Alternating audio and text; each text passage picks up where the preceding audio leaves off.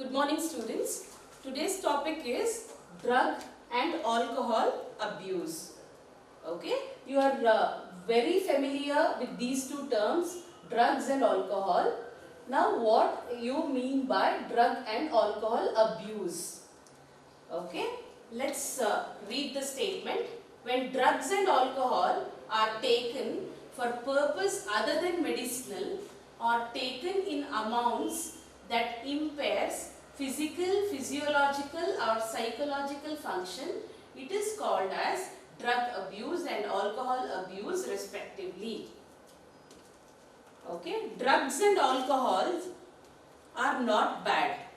Okay, drugs and alcohol are good as far as you take it in a prescribed quantity. Usually when you go to doctor for some kind of illness, the doctor might suggest you with some kind of drug or medicine. Now what you do is, the doctor will write and give you the suggested quantity, that you have to take only this much of drug. However, in order to misuse the drug, you take it in a quantity more than the prescribed level. So that becomes drug abuse. Okay, and you are not taking it for the medicinal purpose, you are taking for some other purpose. Okay, if you are, for example, here just to make you understand, I will take an example of morphine.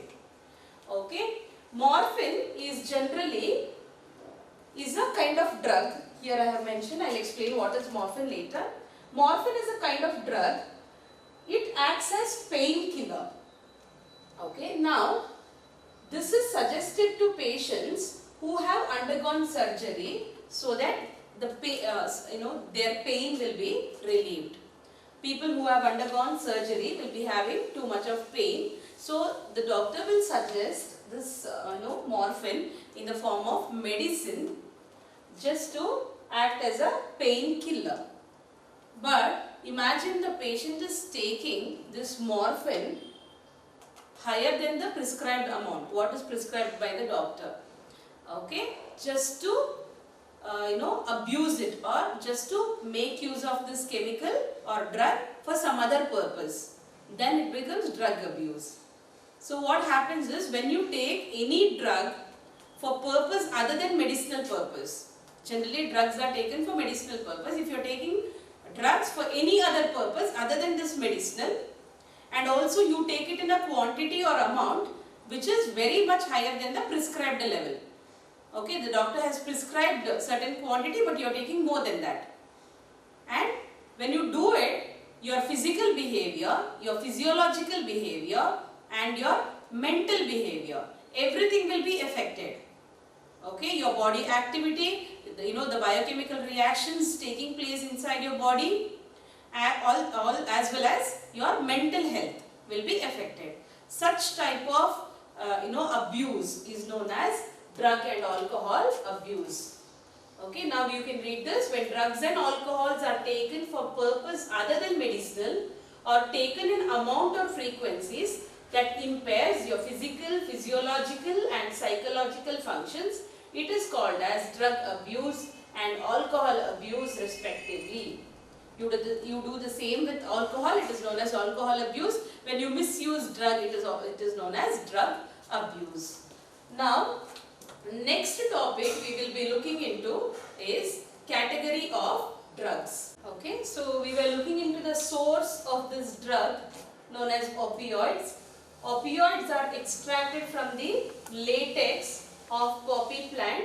Okay, the scientific name for this poppy plant is Papaver somniferum. Milk-like secretion is extracted from this particular plant, and that becomes the source for opioids. Now, opioids, when they enter our body, they bind to specific opioid receptors present in our central nervous system and GI tract. Okay, when a person is taking this drug known as opioids, how they function in our body? Initially, we have specific opioid receptors. We have certain receptors, cell receptors, which is specific for this kind of drug.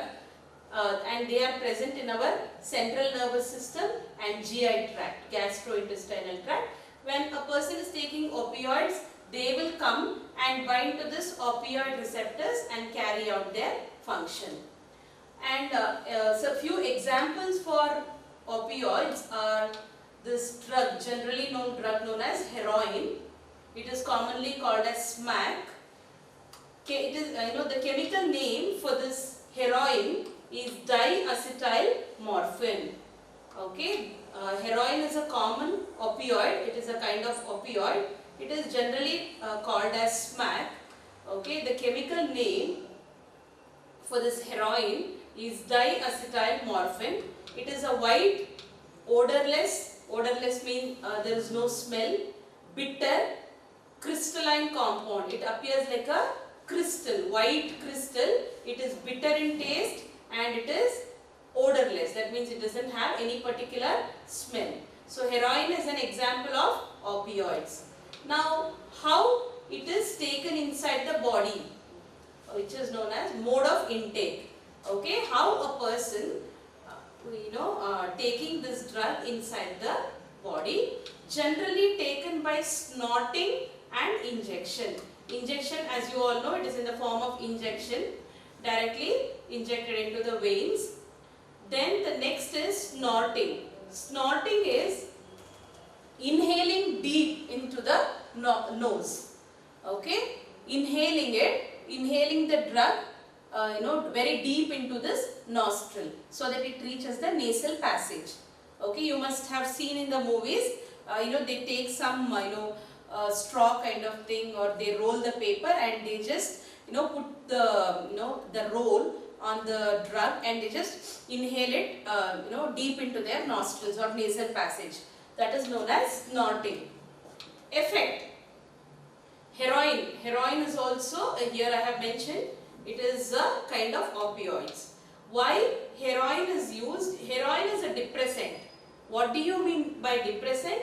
When a person is taking this heroin, drug called as heroin, which is a kind of drug coming under opioids, it acts as a depressant. That means it reduces nervous activity of a person.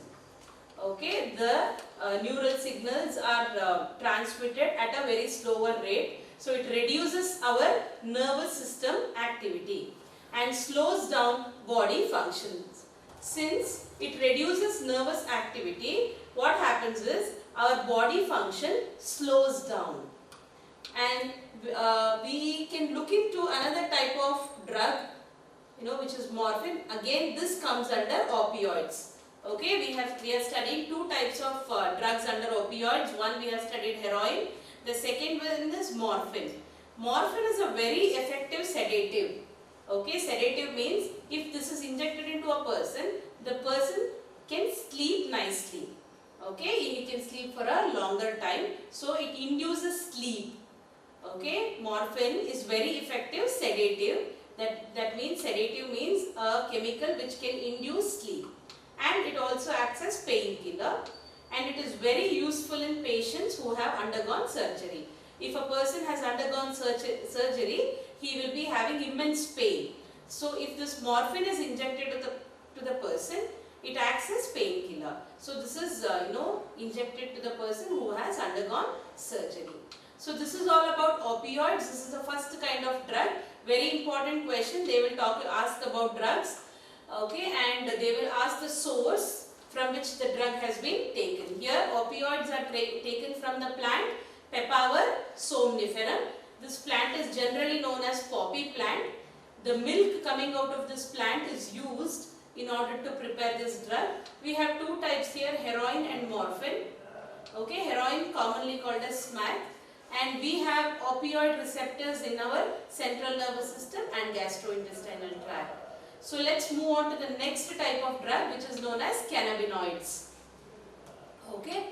Now what is the source for this cannabinoids? Cannabinoids are obtained from a plant known as Cannabis sativa. Okay, you can just Google the plant and see. Cannabinoids are obtained from the plant known as Cannabis sativa. Now, from which part of Cannabis sativa? From the inflorescence. Inflorescence is the group of flowers which is present in this plant, Cannabis sativa. If you look into the source, natural cannabinoids are obtained from the inflorescence of the plant Cannabis sativa. The flowers of this Cannabis sativa are the actual source for this drug, cannabinoids. Cannabinoids are a group of chemicals which interact with cannabinoid receptors presently in the brain. Okay, we had studied if a person is taking opioids, the receptors for the opioids are present in our gastrointestinal tract and central nervous system. Here if you see, the cannabinoid receptors are present in the brain. Okay, now which here you read the sentence, the flower tops, leaves and the resin of cannabis plant are used in various combinations to produce marijuana, hashish, charas and ganja. Okay, so these four are the drugs which comes under this cannabinoids. Okay, marijuana, hashish, charas and ganja. We have heard these names in most of our cinemas. Okay, generally these terms are used. They are kind of different drugs which comes under these cannabinoids. Now, where are they taken from? They are taken from flower tops, leaves and the resin of cannabis plant. Cannabis plant is this plant. Okay, resin is a kind of sticky and very concentrated, solid, the extraction of this particular plant. In most of the plant you have seen a brown color fluid oozes out of the plant and it gets thickened. Okay, if you touch it, it's very thick, but at the same time it is very thicky. Okay, it will be found on the any tree bark. Okay, so that is resin. So all these things, all these parts of the flowers can be used, of which plant, of this plant known as Cannabis sativa, can be used to produce marijuana, hashish, charas and ganja. Now how do people take it inside their body? So the mode of intake for this cannabinoids is inhalation and oral ingestion. Inhalation means inhaling with the help of your lungs, and oral ingestion, taking it through your mouth. And what are their effects? They affect majorly on our cardiovascular system. Okay, our heart and the blood circulation. It has a major effect on our heart and blood circulation system. Okay, so this is all about cannabinoids. Cannabinoids are taken from this plant known as Cannabis sativa, and their receptors are present in our body in the brain, and their mode of intake is inhalation and oral ingestion. The effect is they have effect on our cardiovascular system. Okay, so this is all about the second type of drugs known as cannabinoids. Let's move on to the third type of drug. The next type of drug is known as coca alkaloid or cocaine. The normal term that we know is cocaine. They are obtained, the source of coca alkaloid or cocaine is Erythroxylum coca. Okay, there is a plant called Erythroxylum coca. From this plant, this drug known as coca alkaloid or cocaine is extracted. Now, what is the mode of intake for this drug, coca alkaloid or cocaine? How people take it inside their body? It is done by majorly two ways: sniffing and snorting. Sniffing and snorting are almost the same. I have explained you about snorting, where people inhale the drug directly into their nasal passage through their nostrils. Okay, so the difference between sniffing and snorting is that sniffing is done where inhalation of drug is done only to the lower part of the nostrils, whereas snorting is done where the drug is directly sucked into the upper part of the nostril. Okay, sniffing is done where only the inhalation of drug is done till the lower part of the nostrils, whereas snorting, inhalation of drug is done to the upper part of the nostrils. Okay, generally cocaine is taken in the source, the mode of intake is snorting for cocaine. Okay, cocaine is commonly called as crack or coke. Okay, it is generally snorted. It is inhaled deep into the nasal passage or the nostrils. What are the effects of this cocaine? They interfere with the transport of neurotransmitter dopamine. Okay, they actually interfere or somewhere affect the transport of or the passage of neurotransmitter called as dopamine. You know what is a neurotransmitter? In your first year class, while we were studying about neurons and how neural signals are passed, we have studied that in between two neurons there is a region where neurotransmitters will be present. These neurotransmitters are very important in transmitting the neural signals from one neuron to the next neuron. Okay, the passage of neural signals are done effectively by these neurotransmitters. One of the neurotransmitters are known as dopamine. Now, if the dopamine is not being transported, properly in our body, then the neural signals will not be sent efficiently. Okay, this neurotransmitter dopamine's passage or transport itself will be interfered by this drug known as coca alkaloid or cocaine.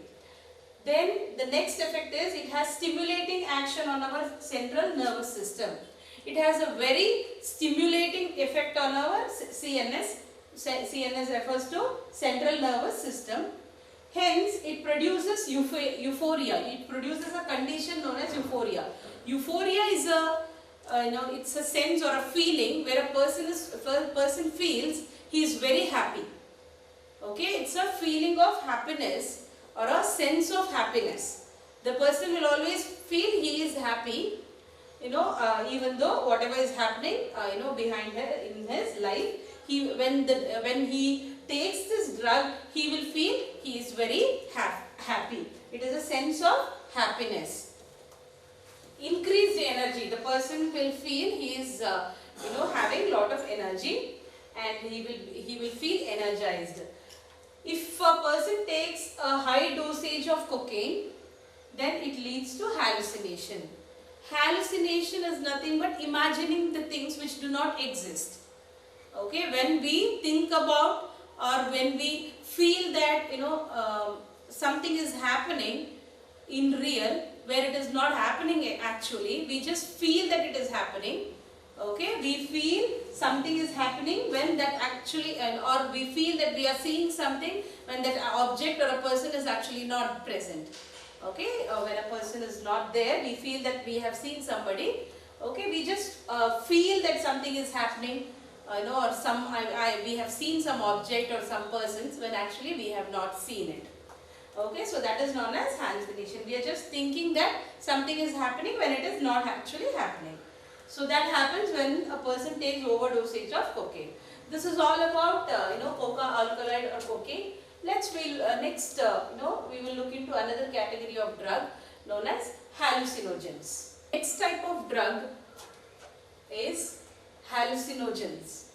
Okay. Now hallucinogens can be generally obtained from different plants. Okay. Generally the plants Atropa belladonna and datura, they have certain hallucinogenic properties. Okay, I have explained what is hallucination. Hallucination is a condition where a person feels something is happening when it is not happening, or a person feels he has seen a person when the person is actually not present there. Okay, while taking some kind of drug, people will feel, this kind of, people will feel that something, or he has seen some person, he has seen some object, or he has touched somebody, when all these are actually not happening in reality. Okay, so that condition, when we start imagining things which do not exist. Okay, when we imagine things, when we imagine certain phenomena, when it is actually not happening or when it actually doesn't exist, that condition is or state of mind is known as hallucination. Okay, now the chemicals or the drugs causing hallucination are known as hallucinogens. Okay, what they do is they cause hallucination, state of mind where we start imagining things. Now, as I mentioned, plants like Atropa, Belladonna and Datura, they have hallucinogenic properties. Now, also, what happens is, if a person is going to the doctor or a psychiatrist with a complaint of depression and insomnia. Depression is a person when he feels very low and a person feels depressed about life, and insomnia. Insomnia is a condition where a person is not able to sleep. When patients go to doctor with these conditions or any kind of mental illness. Okay, if patients are going to the doctors with any kind of mental illness, for example these, the doctor will suggest certain drugs. Okay, the drugs are barbiturates, amphetamines, benzodiazepines. These are the drugs suggested by the doctors for mental illness. Now, these drugs, they have the capacity to cause hallucination. Okay, these drugs also have the property to cause hallucination. That is the reason these drugs are nowadays being abused. Abused means the patients have to take these drugs only to treat these conditions. However, they are being taken by normal people for having this feeling of hallucination where the person will be in a relaxed mode, or he will feel happy by being hallucinated. Okay, so these drugs are being abused nowadays. Okay, so that's all with that's all about hallucinogens. Next we will have to study about tobacco and alcohol. What are the ill effects of consuming alcohol and also taking tobacco. The next topic we will be studying is tobacco. Okay, as we all know, the source of tobacco is a tobacco plant. Okay, we take the leaves of the tobacco plant and all the tobacco products are produced. Mode of intake, how people consume this tobacco. It is smoked, as we all know. It is in the form of cigarettes, chewed. Okay, people chew it and use the snuff. Few people, what they do is they inhale the tobacco. Okay, they suck it directly into their nostrils. The mode of action. What are the mode of actions of tobacco? They contain chemical called as nicotine. Okay, we all know tobacco has a chemical known as nicotine, which is basically an alkaloid. This nicotine, it stimulates your adrenal gland to produce two hormones known as adrenaline and noradrenaline.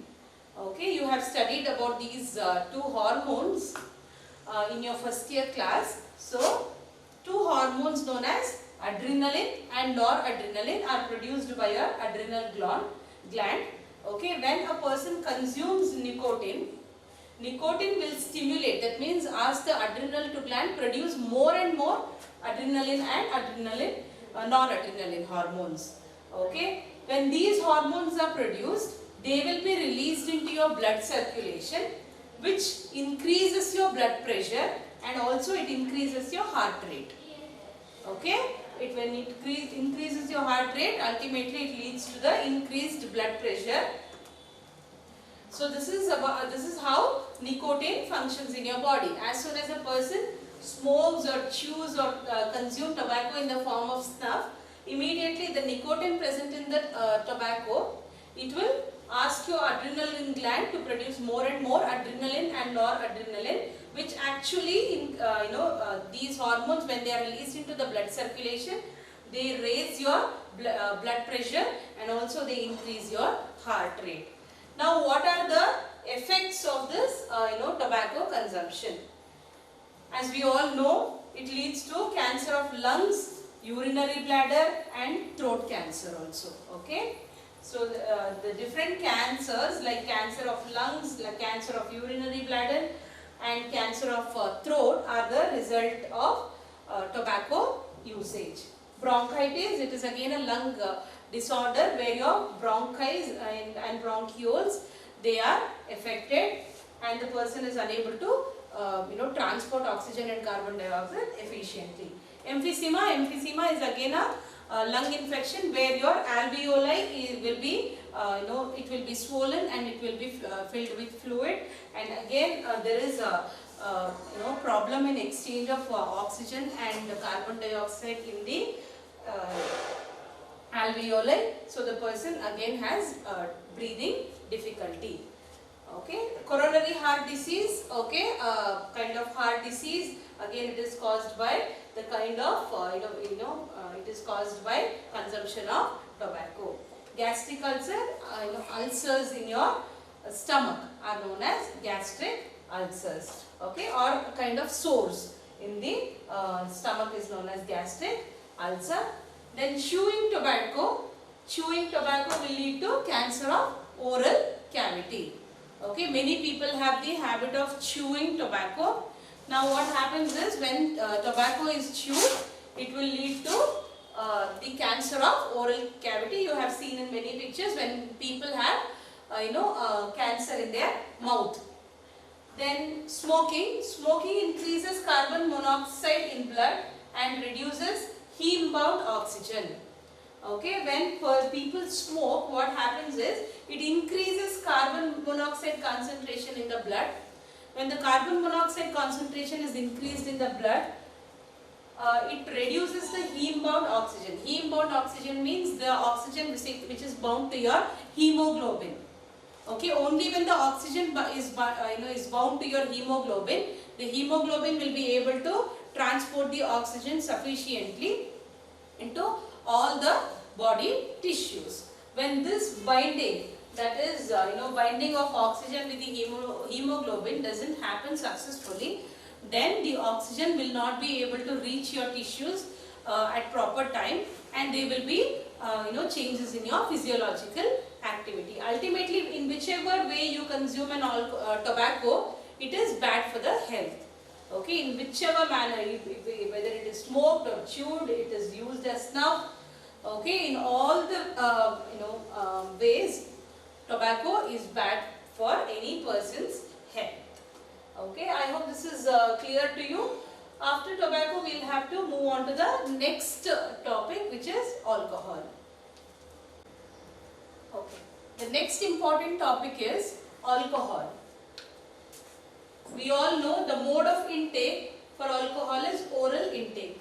People consume alcohol with the help of their mouth. Okay, so oral intake is the only option to consume alcohol. Mode of action.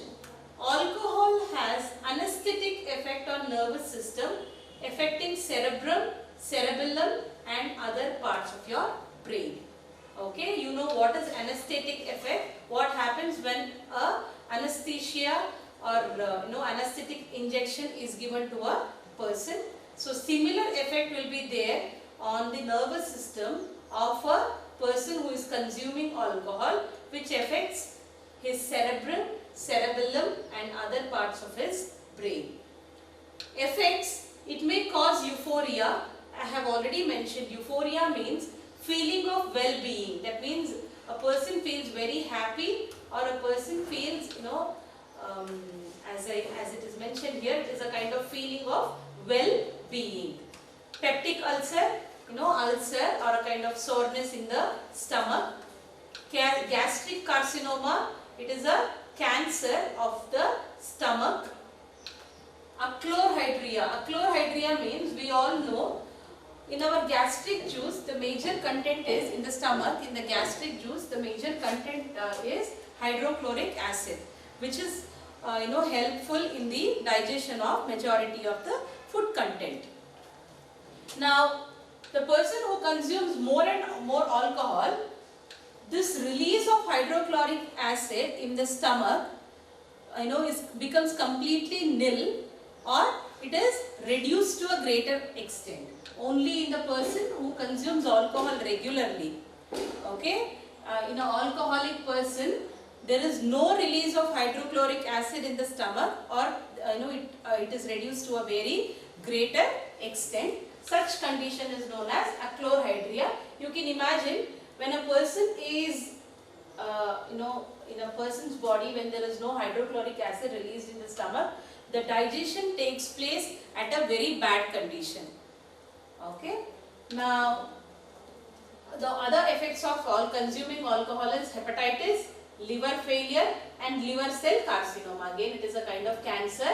We have studied cancer of epithelial tissue is known as carcinoma. Okay, so when it happens in the liver, it is known as liver cell carcinoma. These are the different effects of alcohol. I'm sure you must have understood by this time. The effects are euphoria, feeling of well-being, peptic ulcer, ulcer in the stomach, or soreness in the stomach, gastric carcinoma, cancer of your stomach, achlorhydria, condition where hydrochloric acid is not produced in the stomach, or it is produced at a very low rate. Hepatitis, liver failure, and liver cell carcinoma. Next, adolescence and drug and alcohol abuse. Adolescence, what is meant by adolescence? Adolescence means both a period and a process during which a child becomes mature in terms of his or her attitudes and beliefs for effective participation in society. Okay, adolescence, the period between 12 to 18 years of age may be thought of adolescence period.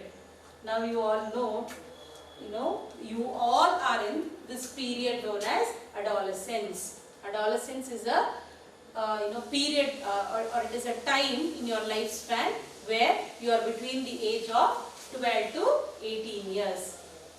All the children or any individual between the age of 12 and 18 years are considered as adolescent. Okay, and that period, that 12 to 18 years of period is known as adolescence period.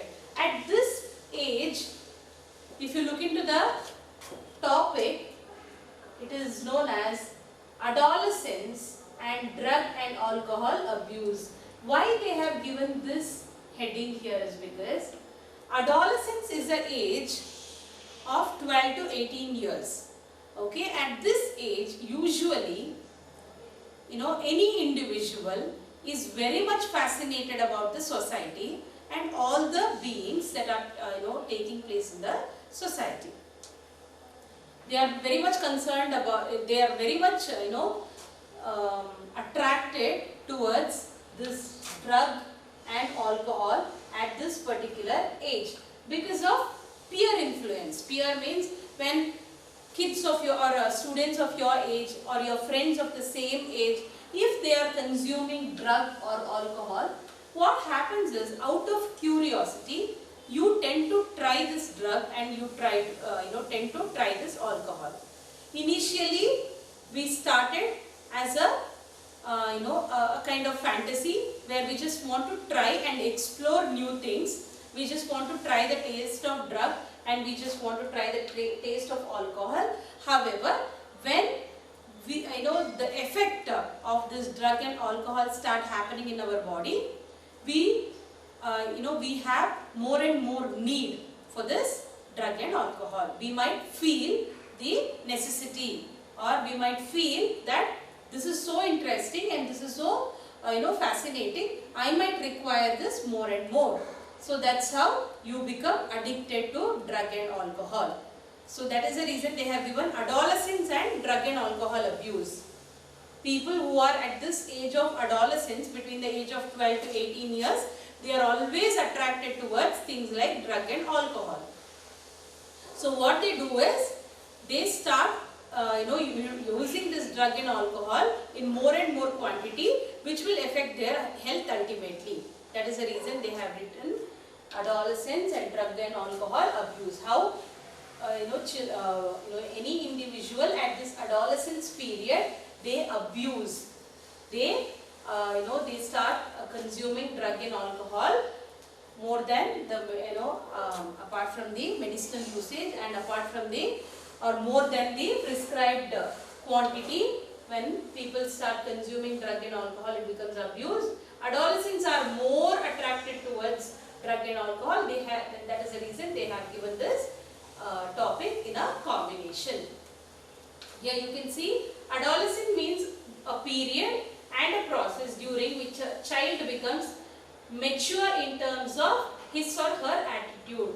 At this age, till 12 years of age, always the child is very protected. The child is very protective. The child is always listening to the parents. When the child reaches the age of 12, he or she wants to become more and more independent.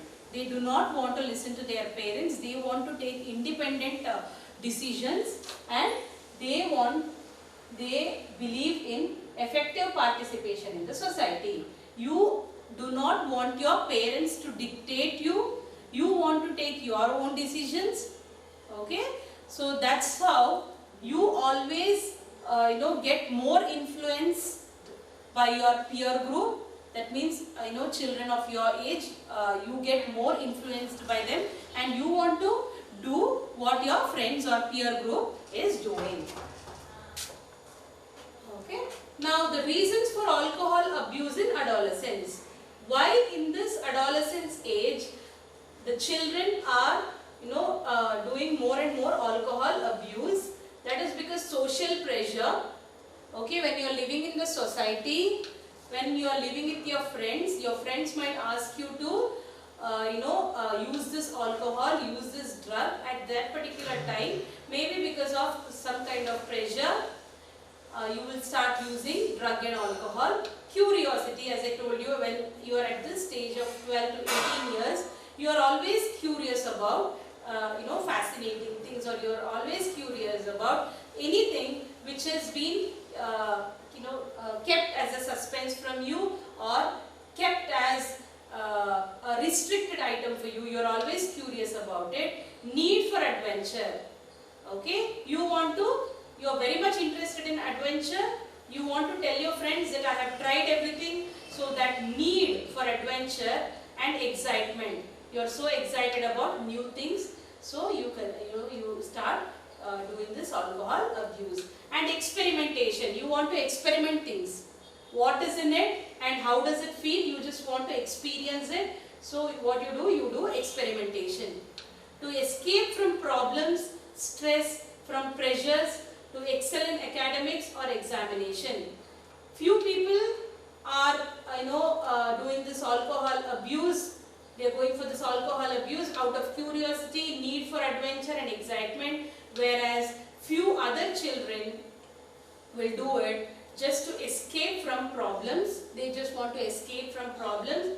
They want to escape from some kind of stress or from pressures to excel in academics. Usually the children of this age will be having a lot of pressure from the parents to excel or do well in their studies, okay, academics, to score good marks in the education, to always come first. They will always have a pressure from their parents to always excel in their academics or examination. This pressure will lead them to alcohol abuse. To overcome hardship of daily life, okay, few students they will find it hard to carry out their normal life. So in order to overcome that hardship, what they do is they choose this alcohol abuse as a escaping method. Television, we always look into television. People drinking, taking alcohol. It looks very interesting. So because of that, few students, few children will start this alcohol abuse. Movies, newspapers, internet. Okay, we get the pictures and videos of alcohol and drug consumption everywhere. So children are always interested or attracted towards this. Unstable or unsupportive family structures. When your family is not supporting you properly, then at that particular time the children will start this drug and alcohol abuse. When there is unsupportive family, and peer pressure is the last one. Peer pressure, peer are, people of your same age are known as peer. Children of this age generally have lot of friends of the same age. When they drink, we also tend to drink, and when they take drug, we also tend to take drugs. So that is the peer pressure. Otherwise, when our friends compel us to consume alcohol or take drugs, we cannot deny it. Okay, so that is the reason kids of this age, they usually, because of these reasons, they go for this alcohol and drug abuse. Abuse, okay, and how to prevent and control this in the next class.